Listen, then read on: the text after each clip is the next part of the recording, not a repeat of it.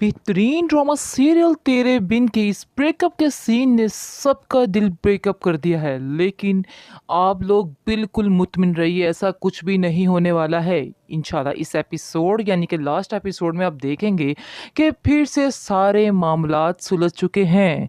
फिर से मीरब और मुर्तसिम एक हो चुके हैं। यानी कि जो कुछ हया कर रही है वो सिर्फ और सिर्फ चंद दिन की ही खुशियां हैं उसके लिए, और वो जो हासिल करना चाह रही है उसको वो कभी नहीं मिल सकता है। ये उसकी बहुत बड़ी भूल है।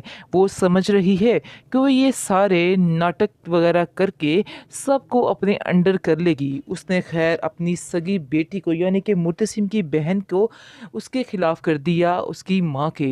यानी सारे रिश्तों में बहुत ही फूट डलवाई इस औरत ने। लेकिन वो ये फूट जो है ज़्यादा देर नहीं रहने वाली। इस एपिसोड में जनाब उसका भांडा फूटने वाला है, और वो अपने मुंह से ही उगल कर बताएगी कि उसने क्या कुछ किया और क्या कुछ नहीं किया है। क्योंकि मीरब के दिल में भी सारी बदगुमानियाँ इस लड़की की वजह से ही आई हैं।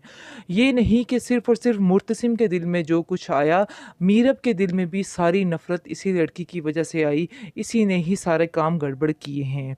इसके बाद आप देखेंगे, पहले तो जैसे मीरब चली जाती है और वहाँ पर वो बहुत ज़्यादा परेशान भी होती है कि आखिर ऐसा कैसे हो गया कि मेरी सारी ज़िंदगी ही पलट कर रहेगी।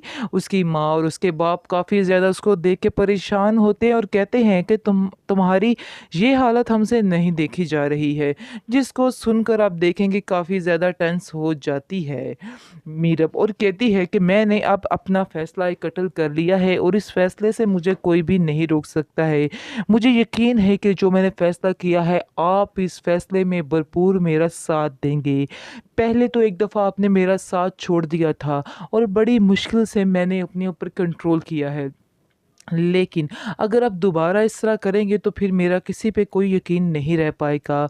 इस पर आप देखेंगे कि उसकी माँ उसको कहती है कि पहले तो हमने तुम्हें इस तरह छोड़ दिया था, लेकिन अब ऐसा हरगिज़ नहीं होगा।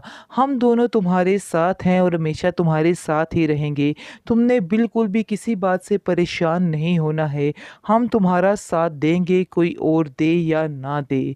लेकिन उसकी माँ उसको एक बात ज़रूर समझाती है कि देख लो, ऐसा तो नहीं कि कोई गड़बड़ है, यानी कि पीछे से कुछ स्कीम चल रही है जिसकी वजह से तुम्हारा दिल इतना बदगुमान हो चुका है। हो सकता है असल में ये सारी बातें हो ही ना जो तुम्हें नज़र आ रही हैं। इस पर मीरब कहती है कि नहीं, मैंने सब कुछ अपनी आंखों से देखा है। मैंने हया का वो सीन भी अपनी आंखों से देखा है जिसे मैं कभी भी नहीं भुला सकती हूँ। इसलिए मैं कैसे यकीन कर लूँ कि ये सब कुछ जो मैंने देखा है वो गलत है। आगे से उसकी माँ उसको समझाती है कि कभी-कभी आँखों देखा भी गलत हो जाता है। शायद तुम इस बात को नहीं जानती। मैंने अपनी उम्र गुज़ारी है और मुझे इस चीज़ का पता है कि कभी-कभी आँखों से देखी बातें भी झूठ निकल आती हैं। इसलिए तुम्हें अपनी आँखों देखी बातों पे भी यकीन नहीं करना चाहिए। लेकिन तुम्हें एक बात कहूँ कि तुम्हें मुर्तसिम का यकीन यानी उस पे रखना चाहिए। उससे बात करनी चाहिए जो बात हुई है, वरना बहुत ही मसला पड़ सकता है। मुझे लगता है कि मुर्तसिम जो कुछ कह रहा है, जो कुछ कर रहा है 100% ठीक है। ऐसा ना हो कि कहीं तुम्हारी ही कोई गलती हो, फिर हमें इस बात का नतीजा बाद में भुगतना पड़े। इस पर आप देखेंगे कि उसकी माँ मीरब जो है अपनी माँ से कहती है, कहीं ऐसा तो नहीं कि आप लोगों को मेरे ऊपर भरोसा ही नहीं है। यानी कि बड़ा यकीन दिलाती है और कहती है कि आप लोग परेशान ना हों, मैं ज़्यादा देर इधर नहीं रहूँगी, मैं इधर रहना भी नहीं चाहती। आगे से वो कहती है कि तुमने तो हमें एक पल में पराया कर दिया। हम तो तुम्हें ऐसी बिल्कुल बात कह ही नहीं रहे। हमने तो सिर्फ़ तुमसे इतना कहा है कि तुम अपने ज़हन पे ज़्यादा बोझ ना लो। अगर सब कुछ ठीक होगा तो मीर तुम्हें मुर्तसिम मनाने के लिए ज़रूर आएगा।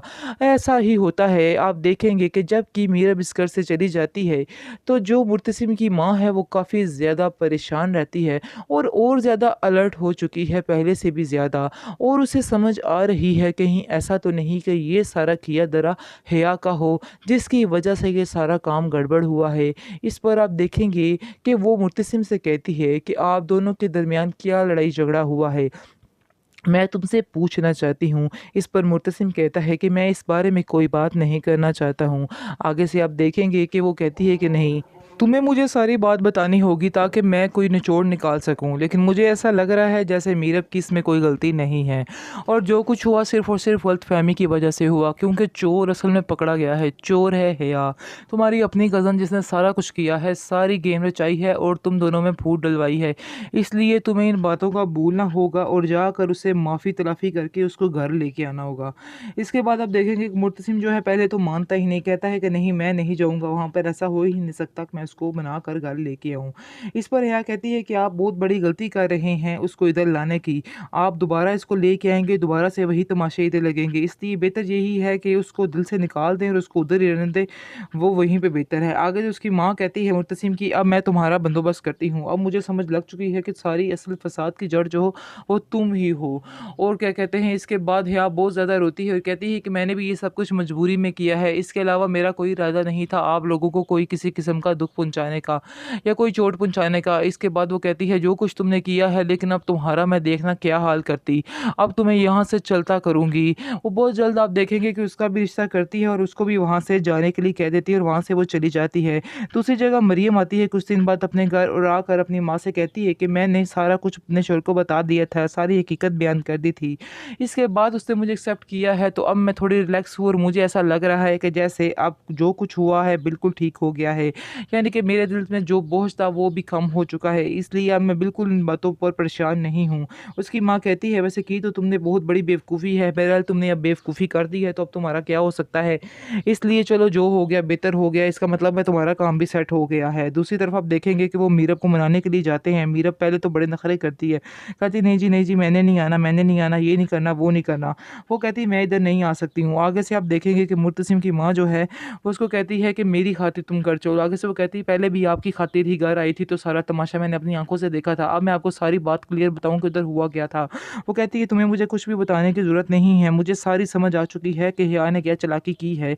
इस तरह से आप देखेंगे कि बहुत ज़्यादा परेशान होती है, रोती है। मीरब कहती है कि नहीं आप लोगों ने मेरे साथ बिल्कुल अच्छा सलूक नहीं किया है, मुझे आप लोगों से ये उम्मीद नहीं थी। आगे से मुर्तसिम की माँ उसको कहती है कि तुम अब परेशान मत हो, क्योंकि घर से जो कीड़ा था वो मैंने निकाल दिया है, यानी कि हिया को इस घर से चलता कर दिया है। अब तुम्हें उधर कोई भी परेशान करने वाला नहीं है। अब वो समझो तुम्हारा ही घर है, तुम अपनी मर्ज़ी से उधर रह सकती हो।